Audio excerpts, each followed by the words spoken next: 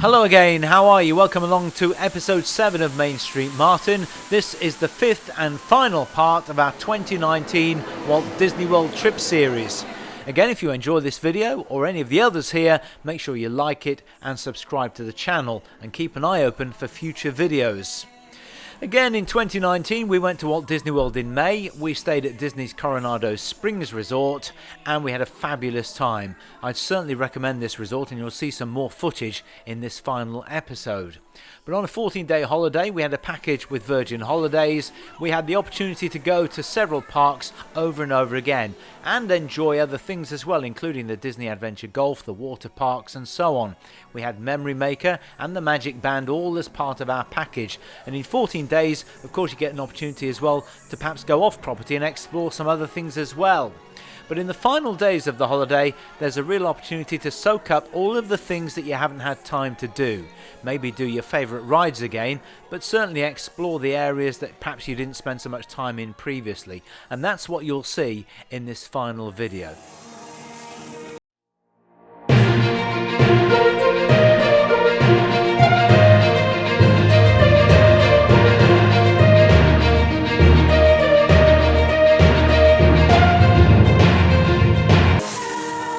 Let's begin then at Epcot and World Showcase in the Norway Pavilion, and this is Frozen Ever After.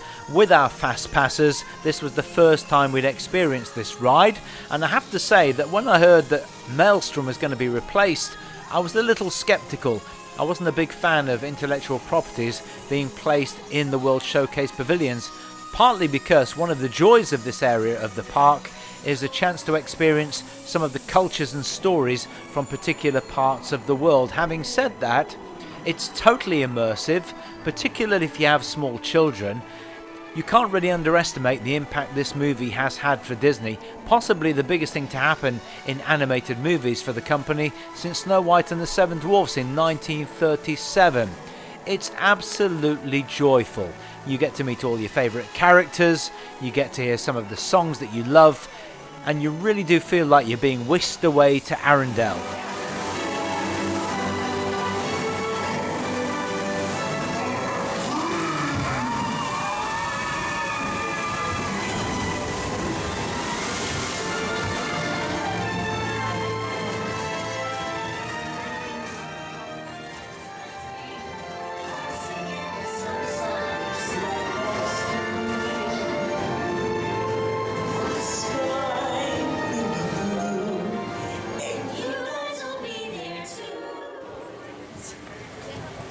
Again, one of the joys of a 14-day trip, particularly if you stay on property, is that you get a chance to go to each park at least a couple of times. And that's including the water parks, the Adventure Golf, Disney Springs and so on. So, what we like to do in the last couple of days of our holiday is soak up some of the things we haven't done already, maybe go back and do a particular ride that we enjoy, but also soak up the sights, take in the atmosphere. If you're there for a limited amount of time, you pretty much end up going from fast pass to fast pass, ride to ride, attraction to attraction. Certain things can pass you by, you can miss things completely, and you certainly don't get a chance to take in the atmosphere. So that's what we're doing. Before in the France Pavilion and here in Italy, just taking in the scenery and soaking up the atmosphere.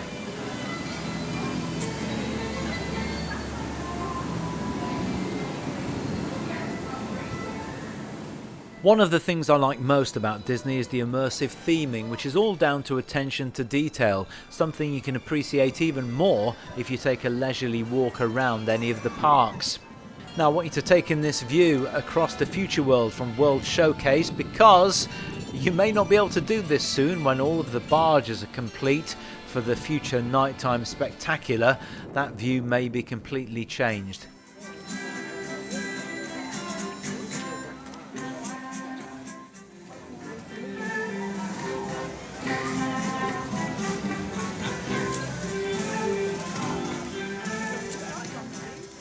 On previous trips when we stayed on property, we'd stayed at both Caribbean Beach Resort and Animal Kingdom Lodge. This was our first time at Coronado Springs Resort, and as you can see, work was in the final stages of the construction of the Grand Destino Tower. Nevertheless, it was peaceful, it was beautiful, idyllic in fact. The whole of the resort centered around the Lago Dorado Lake, 22 acres. There is a restaurant that was being constructed there as well on a boardwalk out in the center of the lake.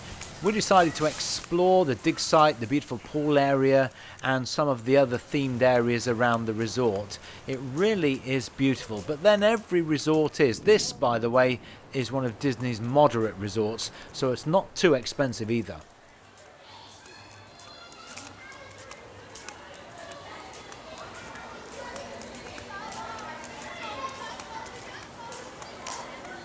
As you can see, the whole of the resort has a Spanish colonial Mexican theme, although there are variations on that as you make your way around the resort, around the Lago Dorado Lake, which is 22 acres and absolutely stunning.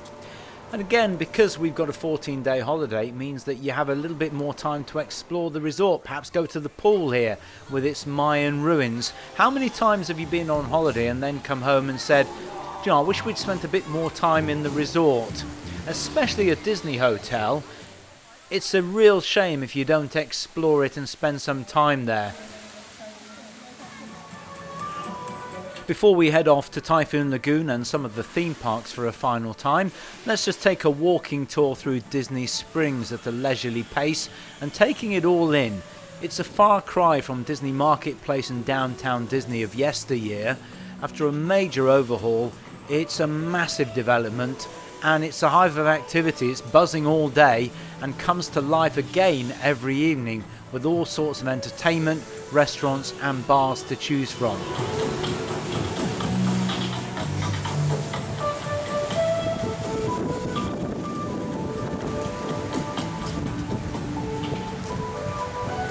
So as we make our way from Marketplace through to West Side via the landing and town centre, you can see how quiet it is at this time of the morning.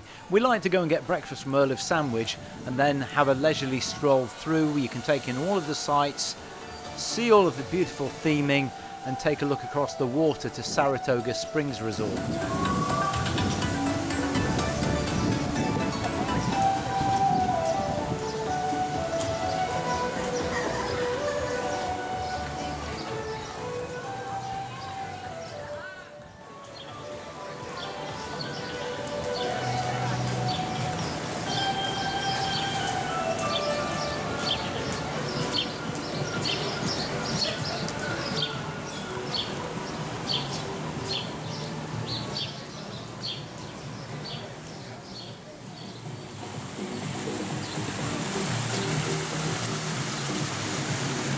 Before heading off to Typhoon Lagoon, it's worth pointing out as well that if you are staying on property and you have a dining plan, we had a quick service dining plan. On the final day, you may have points left over, snack credits and so on.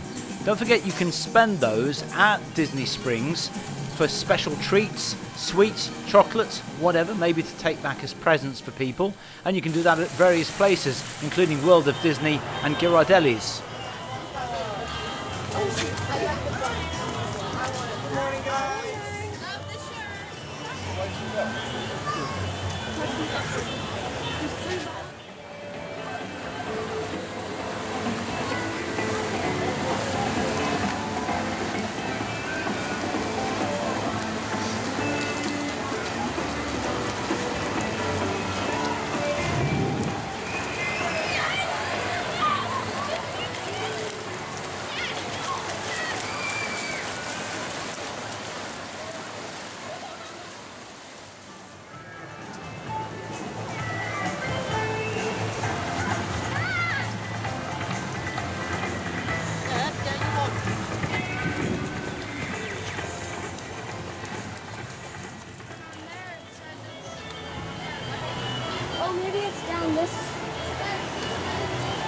Where do you get down there?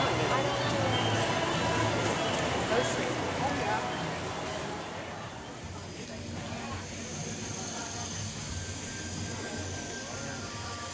Again, here's some more footage exploring the beautiful parks. That, incidentally, is one of my favourite lounges, the Nomad Lounge at Animal Kingdom, which is an ideal place to sit down, have a drink, put your feet up and watch the Walt Disney World go by.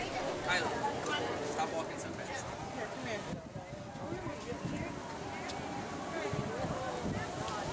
Which order are you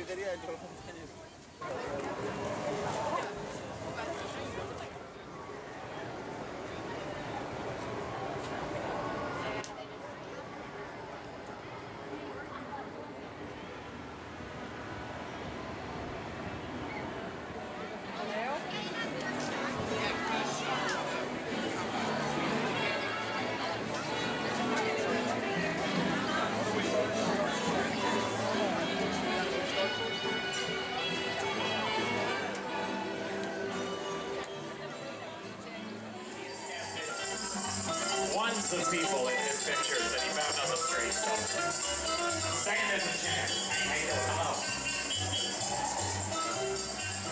These people are in the back down the hall.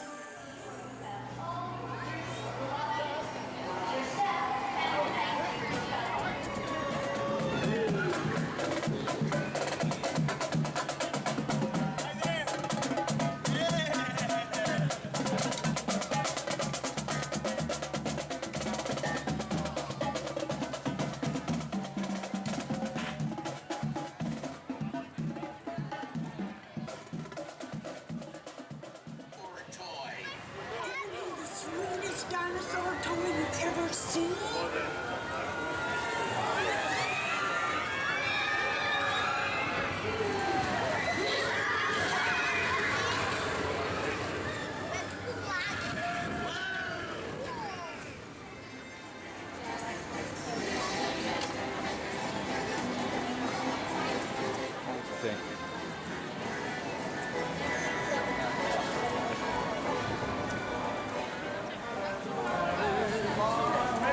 Mitchell, do you know where we're going? Yeah, keep going.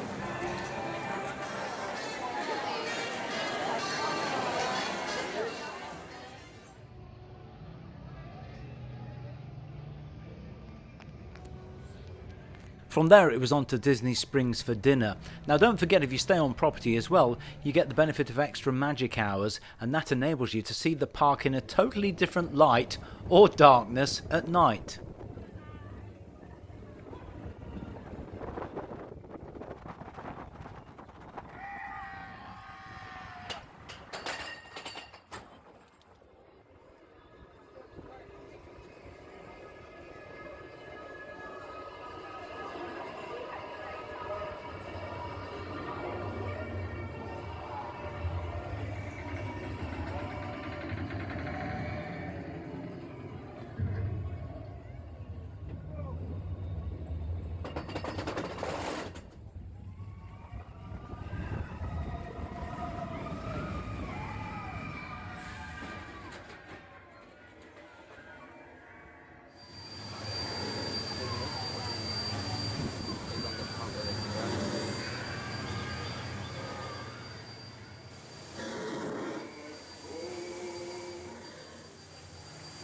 Well, let's finish where we started with this series of videos from our 2019 trip to Walt Disney World at Magic Kingdom, and this time on the Liberty Bell riverboat.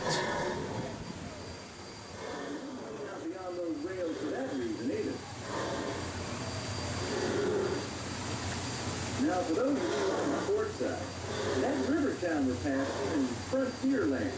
2 years back, it was no more than a boom town carved out of the wilderness by a handful of sunrise big city.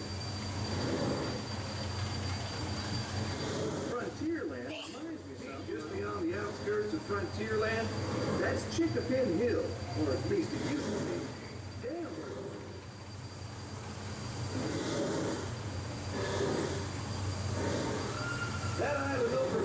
way, on the starboard side, was the stomping grounds when I was young. Exceedingly young. Marvelously young. Young by hundreds of years. Younger than our uninvited trespassers traipsing all over their sacred hunting grounds. Be that as it may, that big thunder mountain poking up in the sky.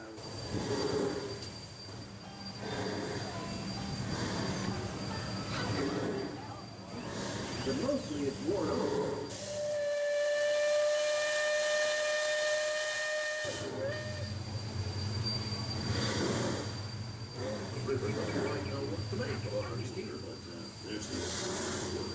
Sand goes every shore, shallow, every snapping sandbar in this part of the river. Mark Twain to the fathoms and across that mean water. Captain, we're past the cutthroat corner. Busy deck crew. Stay alert. West, the Army team won't put them over. My feeling is these days there's a lot less frontier and a lot more civilization than is truly necessary.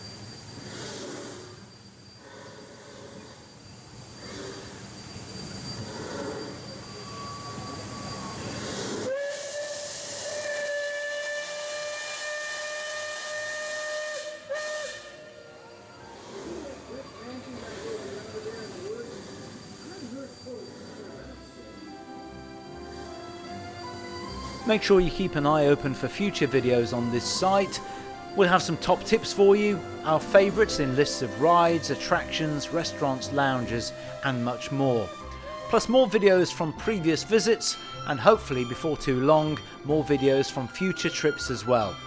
Again, if you enjoy this or any of the other videos on this channel, make sure you like and subscribe to the channel and feel free to leave any comments, questions or discussion topics.